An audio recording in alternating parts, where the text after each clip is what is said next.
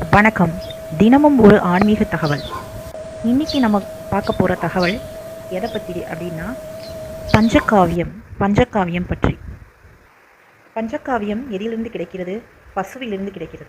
பசுவை கோமாதா என்றே அழைக்கின்றன புராண இதிகாசங்கள். அனைத்துக்கும் மேலான வேதம் பசுவை மாதா என்றே போற்றுகிறது. நாம் தேவையற்றதாக விளக்கும் புல், வைக்கோல், புண்ணாக்கு போன்றவற்றை உண்ணும் பசு பதிலுக்கு தயிர், பால், வெண்ணெய், நெய் போன்றவற்றை தருகிறது. பசுவின் சாணம் தெளிக்கப்பட்ட இல்லத்தில் மகாலட்சுமி வாசம் செய்வாள் என்பது ஐதீகம்.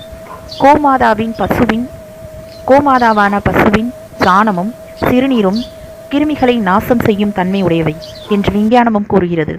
பஞ்சகாவியம் என்பது பசுவின் பால், தயிர், நெய், கோமியம் ஆகியவற்றை குறிப்பிட்ட விகிதத்தில் கலந்து தயாரிக்கப்படுகிறது.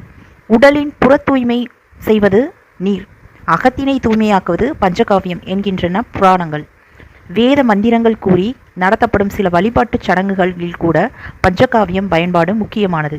பஞ்சகாவியம் தன்னை உண்போரின் உடல், தோல், மாம்சம், இரத்தம் மற்றும் எலும்பு வரையுள்ள பாவங்களை அக்னி விறகு கட்டையை எரிப்பது போல எரித்து விடுகிறது என்று சாஸ்திரங்கள் கூறுகின்றன. ஆயுர்வேத மருத்துவ முறைகளிலும் பஞ்சகாவிய பயன்பாடு உண்டு. இது உடலின் உள்ளுறுப்புகள் நலத்தை காப்பதற்கான சிகிச்சையில் பயன்படுத்தப்படுகிறது. பசுவை போல அதன் மூலம் பெறப்படும் பஞ்சகாவியமும் தெய்வீகத்தன்மை உடையது.